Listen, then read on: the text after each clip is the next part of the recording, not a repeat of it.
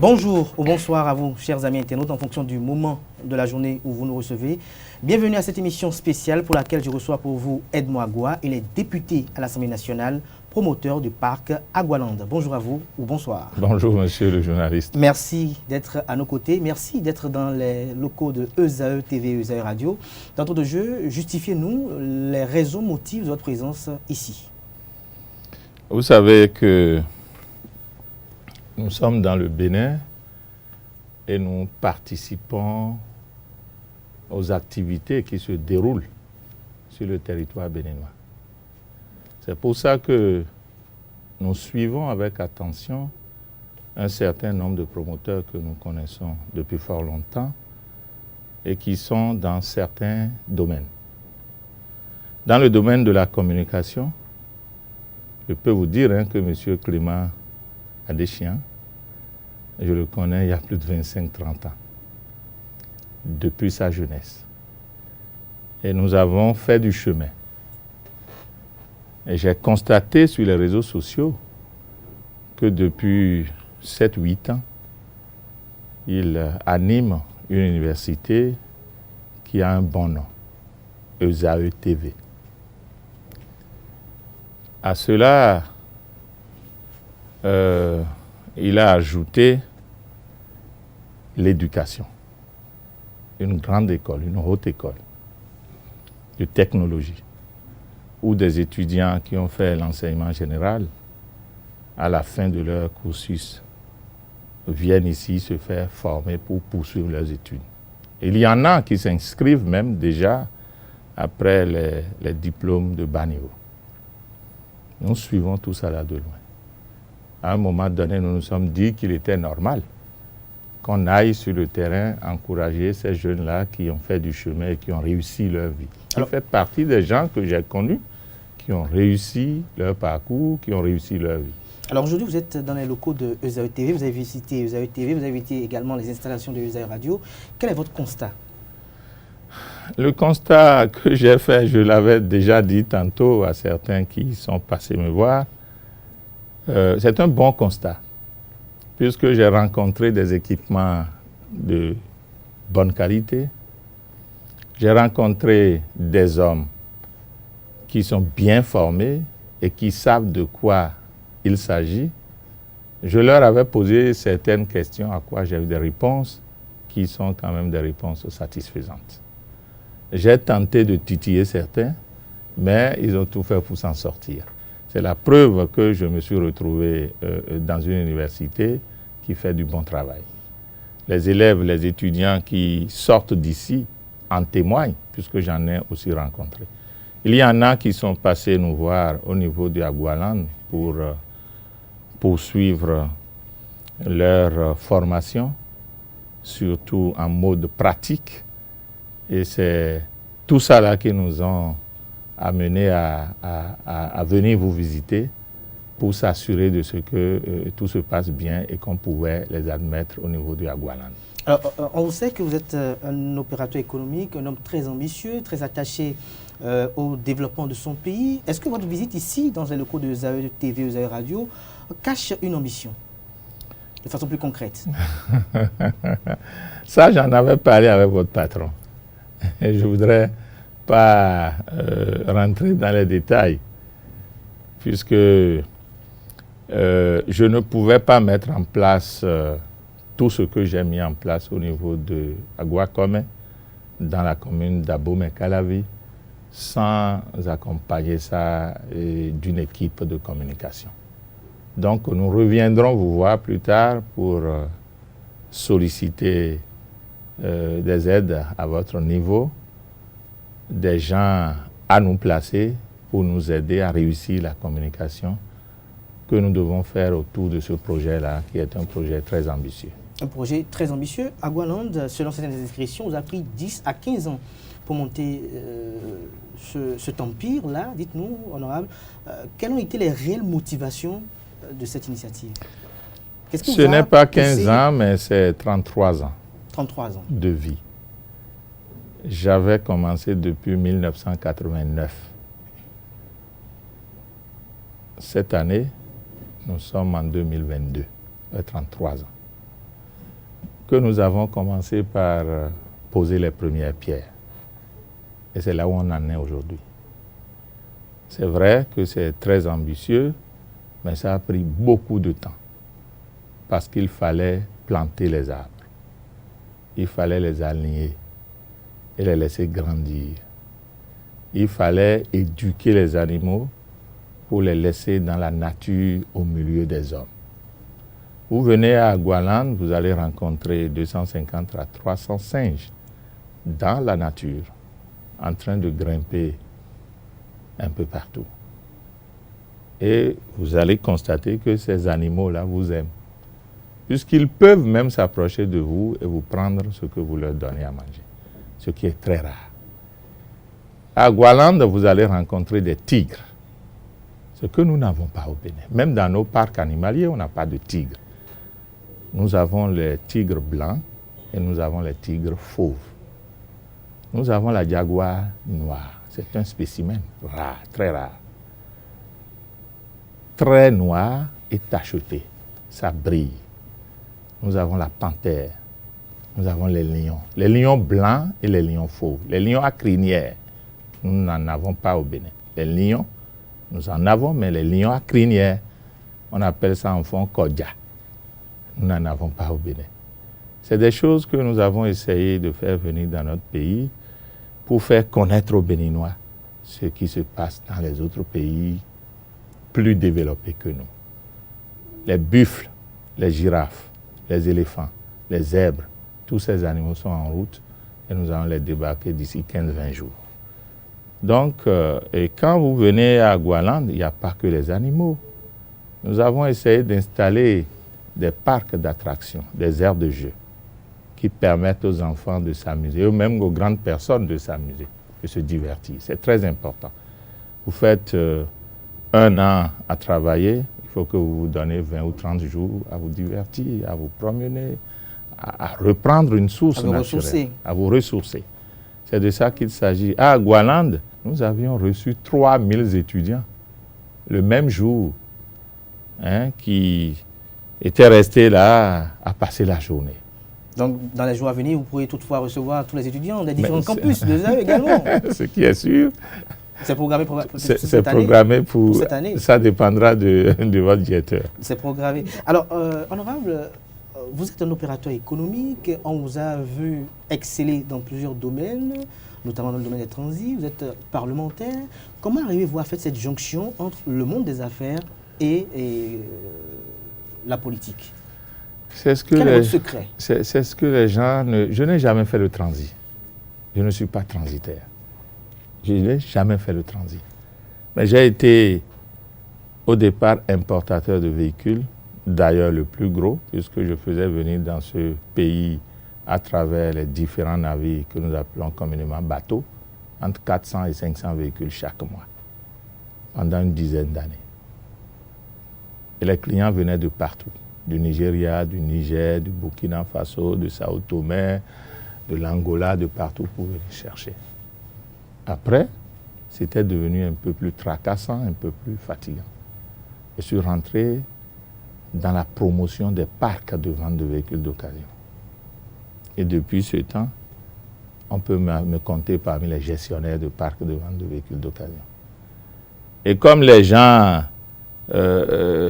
nous remarquent dans cette activité que brasse un monde assez important autour des véhicules d'occasion, ils nous comptaient certainement parmi les transitaires. Un transitaire n'est pas forcément celui qui fait du commerce. Non. Donc je voudrais rectifier ça. Mais quel est votre secret, Edmond Agua? On a vu des gens qui ont un peu de votre parcours, mais qui aujourd'hui ne sont plus toujours au premier rang, au contact de la jeunesse, à vouloir former, éduquer la jeunesse et également créer des emplois. Puisque à Agualand, vous avez créé des emplois avec Agualand également. Claire. Le vrai gris-gris, c'est l'honnêteté.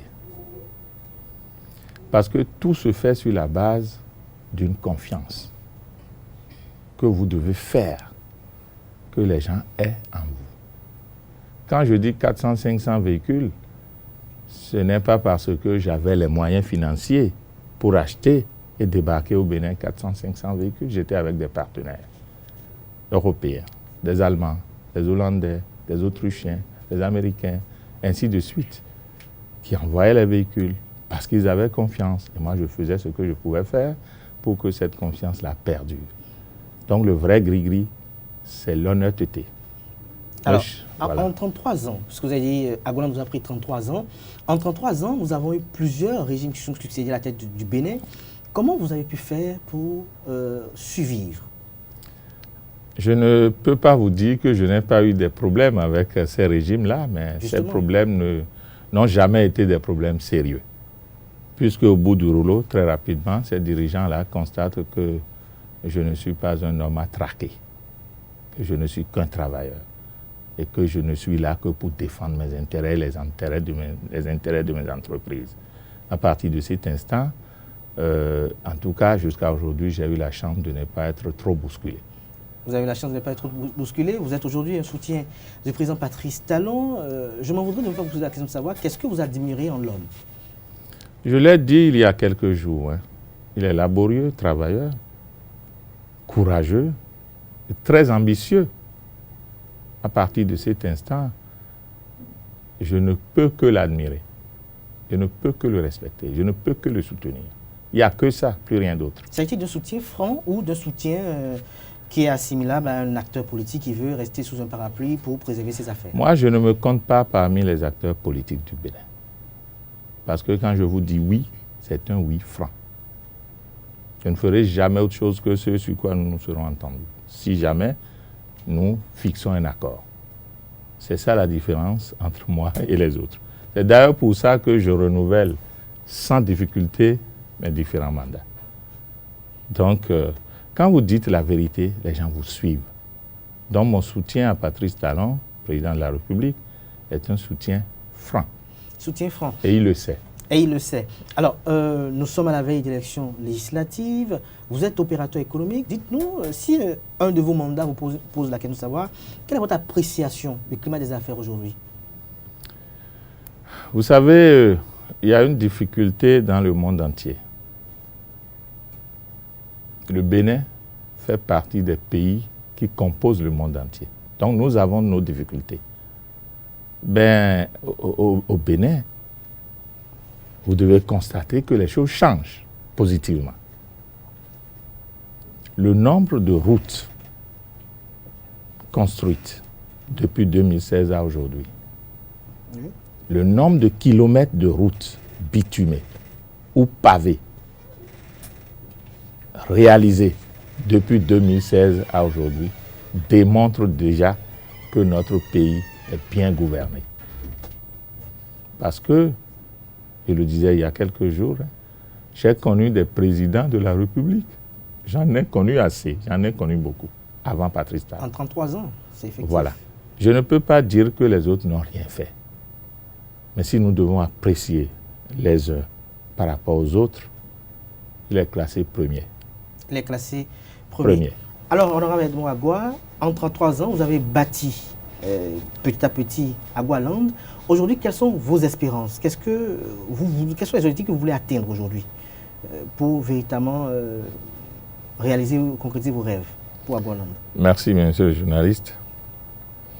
Je veux bien que Agoaland devienne un autre pôle de développement. Parce que quand vous rentrez à Agoaland aujourd'hui, vous n'avez plus envie de sortir. Vous pouvez y passer une dizaine de journées sans faire recours à d'autres choses. À Agoaland, nous voulons bien promouvoir la culture béninoise. Parler aussi de l'histoire du Bénin, l'histoire politique du Bénin, l'histoire traditionnelle du Bénin.